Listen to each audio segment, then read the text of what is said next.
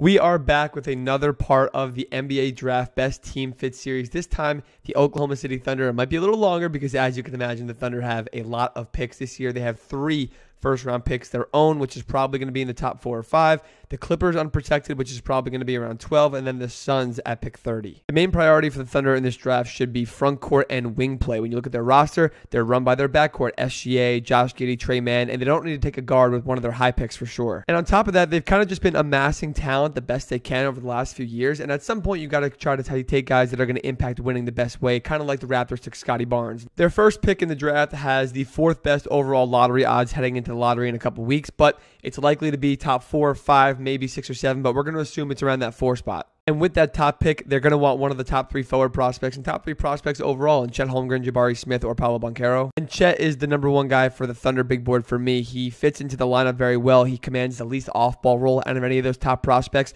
And I think playing with a guard-heavy team in SGA, Giddey, who are ball-dominant players, Chet would fit in perfectly. And Chet can play the 5, which will help them a lot. He has really good defense, rim protection for the future, and he has the biggest upside of any prospect in this class. And while the Thunder want to start turning the table and start to win more soon, upside is still the name of the game for them, and they're going to take Chet Holmgren if they can. Jabari Smith from Auburn is the number 2 prospect for me on the Thunder big board. He's not going to take too much roll away from the ball handlers, kind of like Chet, but in a lesser aspect. He offers something that no one else in their roster really has in the athleticism, size, and shooting ability. He's almost like an oversized shooting guard. And I do think there is a world where if Detroit gets the 2nd or 3rd pick, they could take Jaden Ivey or maybe even Shaedon Sharpe, in which case Jabari could fall to 4 if the Thunder do land at that spot in the lottery. And this is what I'm personally hoping for the Thunder long term. I think he'd fit perfect playing off SGA and Giddey and the rest of their roster. And almost by default, it places Paolo Banchero at the number 3 spot on my Thunder big board. The role he uses up is going to be a slight concern for how he'll mesh with SGA and Giddey because that's already a concern in OKC. I think it would be fine overall, and long term they would figure it out because they do have years on this rebuild still. Paolo would definitely bring another scoring outlet to the team. He has underrated defense, underrated playmaking, and I do prefer the other 2 in OKC, but Paolo is obviously not a bad option. And here's where it gets tricky. Let's say the entire lottery goes the way it's supposed to go based on the odds.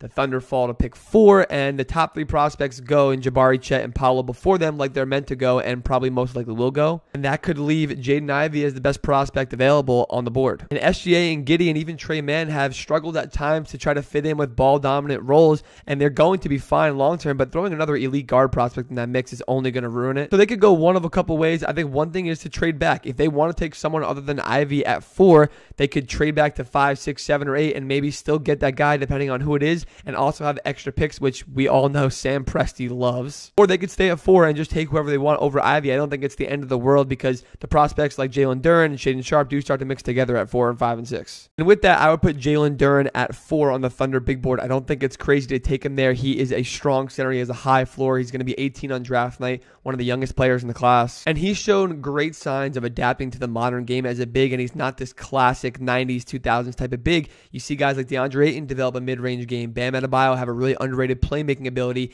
and Jalen Duren has done that with his mid-range game as well. On top of all that, the Thunder need size. We know that. So if they can't get one of those top guys, I don't hate taking Duren at 4, 5, or 6, and I think the Thunder is a perfect fit for him. I also like them to consider Keegan Murray because if they get to pick 4, 5, 6 even, Keegan Murray is one of the most all-around prospects you're going to find on both sides of the ball, versatile offense and defense. He's not going to command too much of a role, especially on the outside arc of an offense, but he's a great inside scorer, and he's going to impact on day one. One of the older prospects in the lottery, 21 years old, but SGA is 23 years old, and I think he'd fit in right away very well with the team. Then we go to the Clippers pick, which is unprotected and supposed to be pick 12 based on lottery odds, but there is a chance that maybe the Thunder get lucky and get 2 top 5 picks or pick 1 and 2 because these picks are both theirs completely. But we're going to assume it's at pick 12 or right in the back end of the lottery because we're not going to get too crazy here. This is where I like them to take a versatile, long, athletic wing that really impacts winning, and I like Jeremy Sohan a lot here. Baylor one and done is the ultimate Swiss Army knife on both ends of the floor. I think he has elite double plus defensive potential and can defend 1 through 5 on the floor. And like the Raptors took Scottie Barnes, this is a guy that maybe some people will overlook and see he won 6th Man of the Year and wasn't a starter on Baylor, but he impacts winning in every possible way.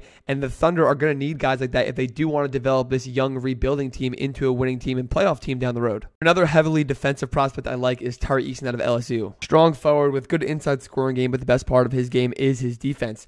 I compare him to DeAndre Hunter a lot defensively. He can guard almost anybody on the floor. He's really strong, and he is someone that you can task with guarding the elite forwards and scoring players in the league like KD and Jason Tatum, etc. It's not a very Thunder-esque pick, but at some point, like I said about Jeremy Sohan, you have to draft to impact winning like the Raptors did with Scottie Barnes rather than just upside and talent, which Tari also has. Someone who sounds more like a Thunder pick is Ousmane Dieng. Scouts have been a little nervous because of the early season catastrophic stats and splits, but he sorted out throughout the season, and he looked like a top 10 prospect in the latter of the year for sure. And he's a really unique 6'10 wing with playmaking upside, and he's one of those unique guys that if you develop in the right way, he could be a star in this league, and I wouldn't be surprised if the Thunder considered him in the lottery here. Marjon Beauchamp out of the G League Ignite is another athletic wing that I would love the Thunder to consider here. Explosive athlete, plays above the rim, he's expanding his outside game a lot, which I love to see, and he would definitely add length and athleticism that OKC really doesn't have to offer as much right now. And playing the style that he does against G League opponents and professional level opponents that have played in the NBA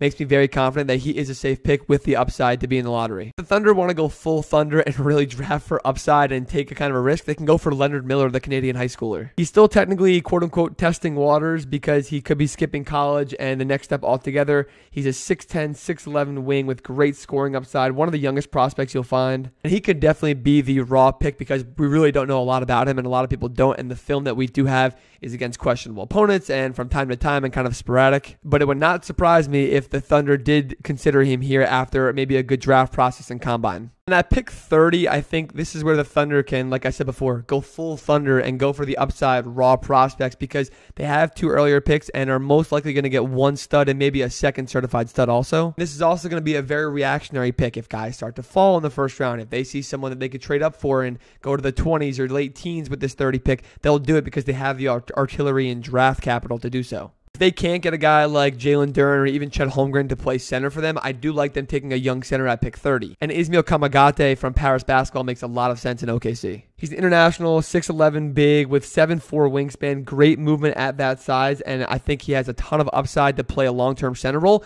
And he's another one of those risky prospects that we don't know a ton about. So it makes sense after maybe some safer picks if they do that earlier in the draft to take a shot on a guy like this. Peyton Watson from UCLA is another high upside guy I'd like the Thunder to consider at 30. He didn't get a ton of burn at UCLA coming off the bench, but he has elite length and physical mold. He's going to take a bit more development than most, but we know the Thunder are okay with that. And I like his tape a lot, especially from Team USA and the FIBA U19 tourney to make him worthy of a late first-round pick on a patient organization like OKC. Like I said, overall, this pick 30 is going to be very reactionary in what happens on draft night, and they could use it to package to trade up to go get someone they like in the teens. For their first pick, which is likely to be top 4, 5, or 6, I like going after Chet Holmgren, Jabari Smith, Paolo Banchero, Jalen Duren, Keegan Murray, and then Jaden Ivey. The Clippers' unprotected pick that's probably going to be around pick 12. I like Jeremy Sohan, Tari Easton, Ousmane Dieng, Marjon Beauchamp, and also Leonard Miller. And then at pick 30, it's going to be a high upside guy. It could be more of a risk. There's a lot of guys that you can go after here, but I like Leonard Miller if he does start to skid into the 20s here. Ismail Kamagate, Yannick Nzosa, Peyton Watson, and stuff like that. Appreciate y'all for watching and supporting. As always, do not forget to hit the like and subscribe buttons to make sure you don't miss any more of the NBA draft content that's going to be coming out in the next month or two and college basketball content until the season starts. Hope you guys all have a great week. Peace.